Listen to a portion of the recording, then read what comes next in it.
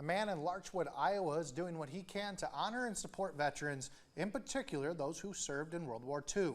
With a deadline for a service medal quickly approaching, he wants to inform vets who may qualify. Parker Brown has our top story tonight.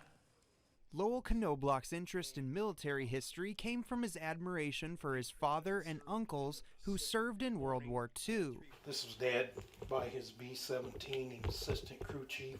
His mission has been to honor and thank service members by telling their stories and collecting records, pictures, and memorabilia.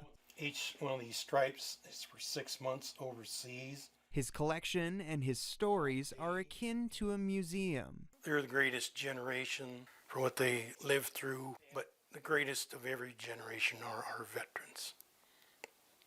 And there's nothing we can do to repay all of them for what they have gone through. His new mission is getting the word out to eligible veterans about a service medal they can receive if they were exposed to radiation or participated in the detonation or cleanup from an atomic weapon. Atomic veterans may be running out of time. Roughly 3 weeks we have. You need your D-214 discharge paper.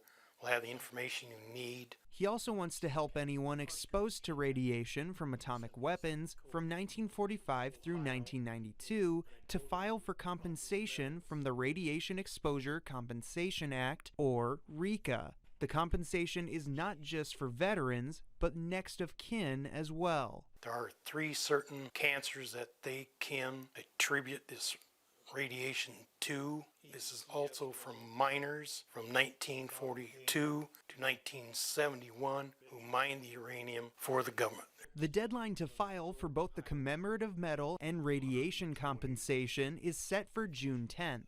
Knobloch hopes that his efforts can help get veterans the honors and monetary support they deserve. It's everyone's duty, I feel, to help any veteran, especially these greatest generation. In Larchwood, Here's Gold Beach. Parker Brown, Dakota News Now.